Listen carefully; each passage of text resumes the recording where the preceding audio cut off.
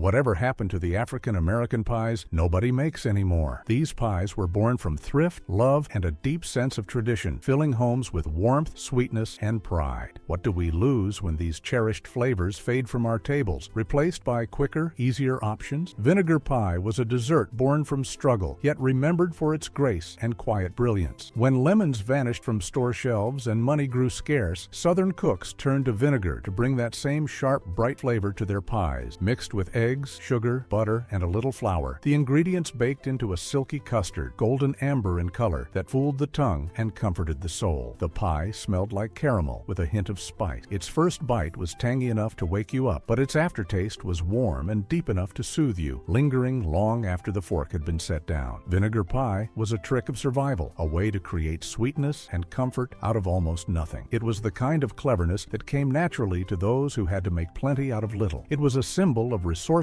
and creativity, a food that showed how much beauty could be made with what you had at hand. Vinegar pie graced tables at church suppers, funerals, and holidays alike, standing proudly among richer, more extravagant dishes. Each slice carried a story of a grandmother who refused to let the hard times take away the sweetness, no matter how lean the year had been. It was more than just a dessert. It was proof that hope could be baked, shared, and savored. Vinegar pie embodied the taste of hard times, softened by love, tart enough to remember, and sweet enough to laugh. Bean pie carried a legacy in every smooth, spiced bite. Made famous by the Nation of Islam in the mid-20th century, it turned mashed navy beans into something sacred. The beans, pureed with butter, sugar, nutmeg, and vanilla, baked into a golden custard with a warm, comforting aroma that was as unexpected as it was satisfying. Bean pie was never just dessert. It was nourishment for both body and spirit, a symbol of pride, discipline, and community. Street vendors and bakers across cities like Chicago, Detroit, and New York sold them warm, the flaky crusts cradling a legacy of resilience. It was a dessert that represented a profound shift, moving from struggle to self-sufficiency, from scarcity to creation. Each bite of bean pie tasted faintly of cinnamon, caramel, and memory, while carrying the weight of cultural renewal. Though humble in its ingredients, bean pie was rich in meaning, standing as a reminder that the simplest foods could still feed the soul and become a source of strength. Families passed down the recipe quietly, often without writing it down, keeping the balance of beans, spices, and sweetness in their hearts instead of book. Bean pie was a dessert of devotion, a living testament to faith, freedom, and perseverance. It is still baked today, not only as a delicious treat, but as a reminder of the powerful connection between food, culture, and history. Molasses pie was the dark sweetness of endurance, baked into a crust with care and patience. When sugar was rare and luxury was a distant dream, molasses, thick, rich, and smoky, became the backbone of Southern desserts. Families would use sorghum or blackstrap molasses, whisking it into eggs, flour, and a touch of milk until it baked into a filling that shimmered like old amber. Each slice of molasses pie was deep with flavor, part caramel, part earth, and part memory. It didn't need frills, fancy fruits, or decorations, just time and faith that it would set properly. The smell filled cabins and farmhouses with the comforting aroma of something sweet, earned through hard work and determination. Molasses pie was a connection to the land itself, to the cane fields, to the soil that had given both hardship and life. It was a dessert made to last, one that was rich enough to feel like a celebration even during the leanest times. For many black families in the South, molasses pie became a holiday tradition, a treat enjoyed slowly with coffee or milk long after supper had ended. The warmth of molasses pie didn't just fill the stomach, it lingered, its flavor staying long after the last bite had been taken, heavy with history and warmth. It was a dessert born of struggle, yet it carried with it the enduring sweetness of resilience and tradition. Buttermilk chess pie was a perfect example of how simplicity could still feel like abundance. Made from just eggs, sugar, butter, and a splash of tangy buttermilk, it baked into a smooth custard-like center with a golden crackled top. Rich without being overly indulgent, sweet but with just enough of an edge to keep it honest, buttermilk chess pie was both satisfying and unpretentious. Every Southern kitchen had its own version. Some added cornmeal for texture, others a dash of vinegar to bring balance. It was the kind of dessert you didn't need a recipe for, because you already knew by feel when it was right. The scent of buttermilk chess pie would fill kitchens after Sunday service, where laughter, gospel, and good food all came together. It spoke of fellowship and family, of tables crowded with stories, second helpings, and the quiet rhythm of shared meals. It didn't need adornment, no whipped cream, no garnish, no fancy presentation, just a pie tin, a warm oven, and faith that it would come together perfectly. perfectly. Buttermilk chess pie became a symbol of contentment, especially during tough times. Its sweetness was grounded in gratitude, offering a reminder that comfort could be found in even the simplest of things. It was a tradition baked into the heart of Southern life, familiar enough to feel like home no matter where life carried you. One bite, and you remembered everything good and enduring. Sweet potato custard pie was the gentler, silkier cousin of the famous sweet potato pie, a quieter version of sweetness that melted on the tongue. The filling, made from freshly mashed sweet potatoes, rich farm eggs, sugar, milk, and a whisper of nutmeg, baked slowly until it barely held its shape, trembling with warmth and history. The flavor was delicate but deep, with hints of caramel, vanilla, and earthy undertones all in perfect harmony. Sweet potato custard pie was the dessert of holidays, revivals, and family reunions, its orange glow as bright as autumn sunlight. It brought people back to family kitchens where chatter filled the air and hands stirred without measuring. Every spoonful was a taste of love, turned practical and nourishing. Nothing was wasted, everything was treasured. It was a pie that spoke of the land, of patience, and of the people who knew how to make sweetness from endurance. For many, it was the first dessert they learned to bake, and the last one they would ever forget. Sweet potato custard pie became heritage made edible, tender, golden, and deeply rooted in resilience. It was more than just dessert. It was a connection to generations past, a reminder that even in tough times, sweetness could emerge, slow-baked and steadfast. Cornmeal pie was as humble as the hands that mixed it, yet it carried generations of Southern tradition in each bite. Made from cornmeal, milk, butter, and sugar, it balanced the line between bread and dessert, rich enough to serve to guests, but simple enough for everyday meal. The batter baked into a golden filling with a crisp, golden crust and a smooth center, the perfect combination of textures. It didn't pretend to be anything else, and that was exactly its charm. Cornmeal pie turned a basic farm staple into something indulgent, without excess or waste. Families would eat it warm from the oven, topped with a drizzle of sorghum syrup or a spoonful of cream, if available. It was simple food made sacred by tradition, a dessert born of necessity that became a celebration all its own. Cornmeal pie tasted of hearth, patience, and the quiet, treasured evenings when sweetness was rare and shared sparingly. It carried the soul of the South, resourceful, honest, and proud. Every bite told a story of survival through creativity, of finding joy in the simplest of pleasure. Cornmeal pie was the dessert that didn't need a special occasion to matter. It was a celebration by itself, offering comfort that didn't fade and sweetness that lingered long after the last crumb had been eaten. Peanut butter pie was born from the Southern soil itself, from the hard-working farmer, the harvests, and the humble peanut that changed everything. The filling was creamy, rich, and slightly salty, made from whipped peanut butter, sugar, and milk, all poured into a flaky crust. It was sweet but strong, uncomplicated, yet satisfying. A dessert that didn't need permission to stand out. It made a bold statement on any table. During lean years, peanut butter pie was more than just a neat treat. It was protein, pride, and a way to stretch what little you had into something that felt worthy of celebration. The taste was a comforting mix of earthy peanuts and soft cream, full of satisfaction and warmth. For many families, it marked a turning point, a sign that times were improving, that there was enough once again to make something special. Children licked the spoons clean, while elders smiled, remembering the hard times that had slowly softened into gentler days. Peanut butter pie was thrift turned to luxury, a humble pie that showed how the land could provide both sustenance and sweetness. It was the South's quiet answer to hunger, hearty, humble, and full of homegrown love. Each bite offered a taste of strength, resilience, and the quiet satisfaction of making something wonderful from what was at hand. Sorghum cream pie was the taste of the fields turned into dessert, a true embodiment of the harvest's soul. Sorghum, that thick amber syrup born from cane presses and long afternoons spent in the sun, sweetened a custard rich with eggs, milk, and the care of hands that had worked the land. The pie, baked into a smooth, glossy perfection, full of depth, smoky molasses with a sweetness that lingered long after the bite had faded. It wasn't just a dessert, it was a quiet celebration of hard work and self-sufficiency. The first taste spoke softly, but it stayed with you, evoking images of harvests, long days in the fields, and the slow rhythm of country life. Families who grew sorghum by hand took immense pride in its flavor, knowing it was their labor poured into every spoonful, a labor passed down through generations. Sorghum cream pie was not just food, it was legacy, the sweet echo of endurance, resilience, and the strength to build something sweet out of hardship. From enslaved field hands to freed farmers to grandchildren tasting history at the supper table, it connected generations generations through flavor. Sorghum cream pie reminded everyone that sweetness earned through hard work is sweetness that never fades from memory. It wasn't merely a pie, it was a testimony, a golden dessert still warm with the truth of the land and the people who worked it. Green tomato pie was proof that waste was never an option, a dish born from creativity and the will to make the most of what was available. When frost threatened to ruin the last of the garden's bounty, cooks gathered firm, unripe tomatoes and treated them like fruit. Sliced thin and tossed with sugar, cinnamon, and a dash of vinegar, these tomatoes baked into a pie that looked strange at first glance but tasted like revelation. The tartness of the tomatoes balanced beautifully with the spice, creating a dessert both unexpected and irresistible. Green tomato pie turned survival into surprise, using what was left to make something that brought comfort and joy. Families served it proudly, knowing it told a story of ingenuity, heart, and a commitment to waste nothing. It was a recipe whispered between neighbors, passed down without written words, but with deep reverence and respect. The first bite might confuse the tongue, part apple, part citrus, yet all comfort. Green tomato pie was a lesson in gratitude, creativity, and the art of making something beautiful from scarcity. It reminded everyone that what seems insignificant or overlooked could still yield wonder when treated with care and love. Green tomato pie wasn't just a dessert, it was the embodiment of making do and doing it beautifully. Coconut custard pie was the taste of coastal celebration, sweet and fragrant, infused with the very essence of the sea. Made from grated coconut, whether fresh or canned, mixed into eggs, milk, and sugar. It baked into a custard so rich and smooth it glistened beneath its toasted top. Every bite was creamy and lush, carrying hints of vanilla and the salty, sweet tang of ocean air. For many black families in the Carolinas and along the Gulf, it was the taste of homecoming, fish fries, and Sunday gatherings where laughter echoed through the air. Coconut custard pie was both indulgence and memory, a reminder of days spent with family and friends, making ordinary days feel like celebration. It was the kind of dessert that traveled well, sat beautifully on a table, and lasted just long enough for everyone to get a slice. Coconut custard pie was hospitality in its purest form, generous, golden, and filled with warmth that never truly fades. It was a dish made to bring people together, offering joy and comfort with every slice. Whether served at a church picnic or a holiday gathering, coconut custard pie was more than just food. It was a gesture of love, an invitation to share in the goodness of life and family. Lemon buttermilk pie was sunshine baked in hard times, a dessert born from simplicity, patience, and the resilience of those who made do with what they had. When citrus was rare and milk soured faster than it could be used, cooks found a way to create magic out of humble ingredients. The tang of buttermilk met the sharpness of lemon, blending into a custard so bright it seemed to cut through the heaviness of life during the Jim Crow South. The crust crackled under a golden top, and the scent that rose from the oven was like hope itself. Lemon buttermilk pie was a dessert born from persistence, a perfect balance of tart and sweet that reminded families that joy was still possible, even in the hardest of times. It became a Sunday treat, a special occasion dish that made even small kitchens feel grand. Its lightness carried the taste of freedom, as if one bite could wash away the week's burdens. Simple ingredients, honest work, and a little faith turned something sour into something bright and shining. Lemon buttermilk pie was proof that resilience could be sweet, even when the world around you felt bitter. Each bite was a small act of defiance against the hardships of life, a reminder that, no matter how tough things get, sweetness can always emerge, especially when it's earned. It was a dessert that carried both a history of struggle and the sweet taste of survival. Sweet onion pie was a dish that never quite fit into a particular category, but also never truly disappeared. Born out of necessity when onions were cheap and meat was a luxury, it became a meal that transcended convention. The onions were sliced thin and slowly caramelized in butter, bringing out their natural sweetness. They were then mixed into a pie shell with sugar, cream, and just a whisper of spice, creating a combination that was both sweet and savory, baffling the tongue but comforting the heart. Families didn't eat it as either a dessert or dinner. It occupied a space in between, a dish that blurred the lines and filled the gap where food and memory met. Sweet onion pie spoke of ingenuity, of using what the earth provided, even when it seemed too simple to be considered a treat. Its aroma was rich and inviting, deep enough to make a house feel warm and alive again. It was a strange pie, yes, but a brave one, born from those who dared to mix the unexpected and find beauty in the blending. In every bite, there was a story of resilience, of creativity, and of finding comfort in the humble, turning the ordinary into something extraordinary. Apple cider vinegar pie carried the taste of autumn long after the apples were gone. A clever trick to hold on to the flavors of the season when the fruit had already faded. When the barrels were empty and fruit was too expensive to afford, vinegar stood in for the tang of cider, offering a bright, sharp edge. Mixed with syrup, butter, and flour, it baked into a custard smooth as caramel with a lingering bite that left you wanting more. It was a pie that fooled guests into thinking apples had been used, and even after they learned the truth, they kept coming back for seconds. The pie's appearance was humble, unassuming even, but it was full of warmth, the kind of warmth that pulled families close around the table. It was a dessert that spoke of resilience and patience, of making do with what you had and turning it into something worth savoring.